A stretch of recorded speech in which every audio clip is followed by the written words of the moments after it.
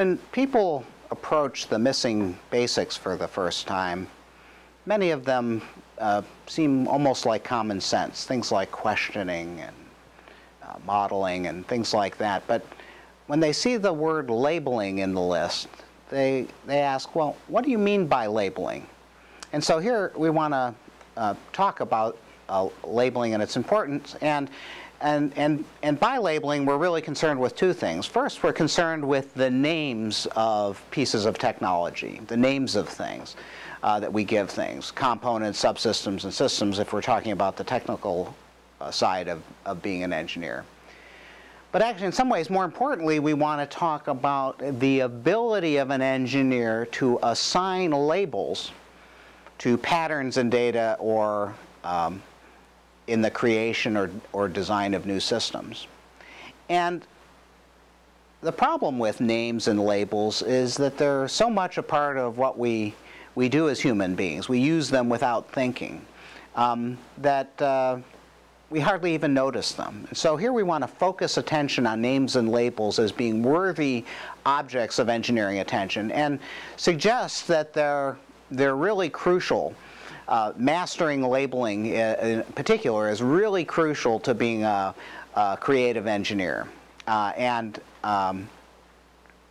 want to consider how that is. Now, the way we're going to do that is we're going to go back to the 5th century BC in Athens and talk about old Socrates and Aristotle and some of the early Greek philosophers and some of their reflections on proper thinking.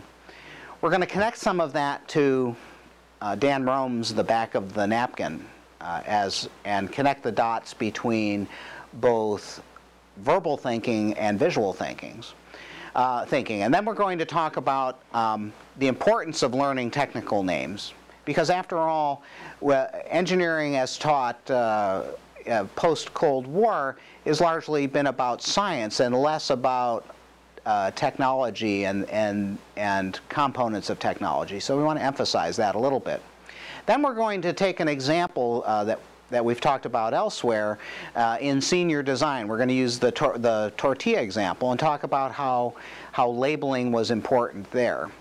We're going to talk about how you assign labels. We're going to talk about that in the senior design context. And then we're going to talk about the Heath Brothers book, Made to Stick, and the ways in which careful choice of labels can be helpful to you in getting your labels to be memorable to other engineers and clients and the world at large. And then we're going to discuss the construction of engineering reality, and we're going to dispose of the idea that engineering is merely applied physics, that we're actually going to talk about how engineering is in large part a social activity at its philosophical roots. Now, old Socrates was kind of a pain in the neck. He was known for walking around Athens, Greece, and asking everyone impossible questions. And when he asked them those questions, he took their answers and asked them more questions, and usually ended up showing that the person's answers were inconsistent or clearly wrong in some other sense. So he made a nuisance of himself in this way, but one of the things that Socrates taught the Western world was this sense of dialectic, this continuing sequence of questions and answers as a method to try to understand and clarify what we know and what we don't know, and and from an engineering perspective, how things might be. Now, this connects to our study of Dan Rome's The Back of the Napkin, and although The Back of the Napkin talks about visual thinking, it's really philosophically sound in a very interesting way. Dan talks about 6 ways of seeing. He talks about objects, who and what, quantity, how many and how much, position in space, position in time, influence and causality, the purpose or meaning of something, why. So he asks these fundamental questions, and so in this sense, Dan's connecting to the ancient Greek tradition by purposefully asking questions and then actually getting us to try to visualize them graphically and make them more vivid. Now, we'll turn from Socrates and Dan Rome, let's talk now about Aristotle. Aristotle in the Middle Ages was called the philosopher because his work was considered so important. He had amazing range and scope of things that he thought about. Most of what is the college curriculum in all its diversity was started by Aristotle. And we found only about a third of his output, a couple thousand pages and 30 books.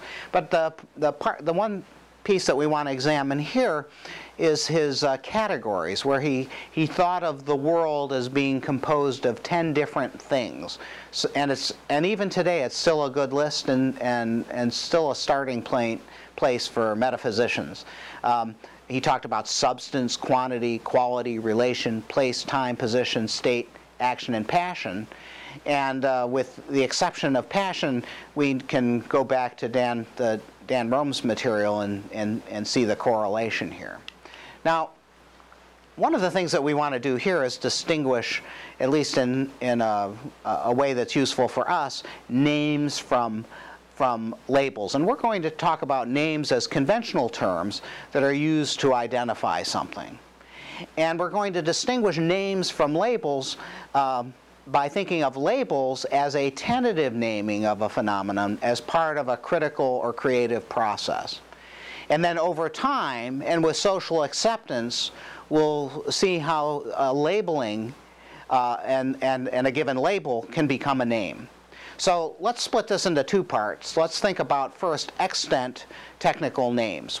How is it that technical names have come about, and where do we find the common ones that we might use? And then talk about the labeling of new or unknown phenomena in engineering analysis and design.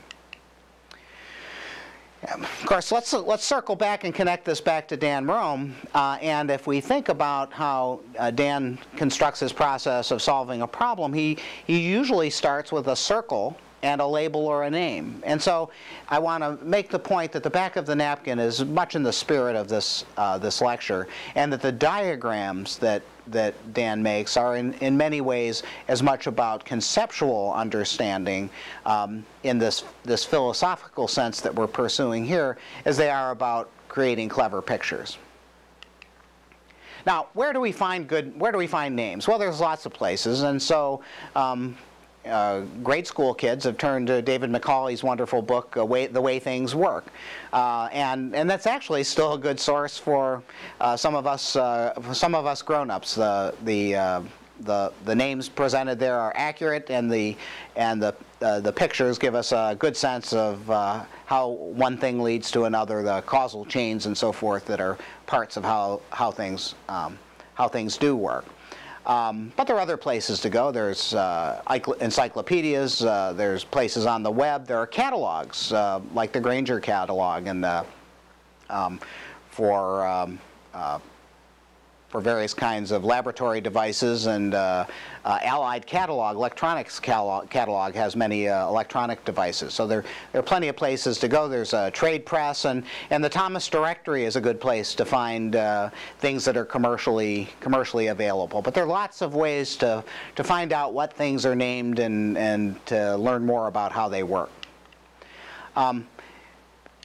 For us, let's actually look at some examples from senior design. And elsewhere we talked about the tortilla line project. And in this project, just as a reminder, the case was that the company was using too much dusting flour. That is, you put dust when you bake something and you roll it out, you put down dusting flour to prevent the dough from sticking to some surface. Well, in making tortillas you have to do that, but you have to do it continuously and voluminously. So the problem in this particular project was to reduce the amount of expensive dusting flour, as the price of flour had just risen, and to look at some of the attendant maintenance and quality of product issues. So the students go to the plant, but the first thing they find out is that they don't know the names of the things that they have to work with. And so let's look at a few of these. So for example, going to the plant, the students learned that at the head of the line was a mixer for mixing the batches of dough that the tortillas were created from. And so from then on, once we learned that the company called this a mixer and that the manufacturer called it a mixer, we called it a mixer. And then this is not something that's commonplace in households. It's a flour duster. It's a device for actually spreading flour onto the conveyor belt. And so in the project we learned that they called this a flour duster, and it was a commercially available product that they purchased and used to help make the tortillas. And then finally, this was the tortillas in this particular plant were die cut. There are other ways to do this, but they were, the dough was rolled out. These cylindrical die cutters would press into the dough and cut the tortillas, and so the die cutter was an important element in this project. Now, mastering those names in that particular project was important to do, and it was easy enough to do because the company knew the names of the things and taught those names to the students. But of course, the students had never anywhere in their coursework encountered the names of the things that they had to deal with. And so being facile with naming is important.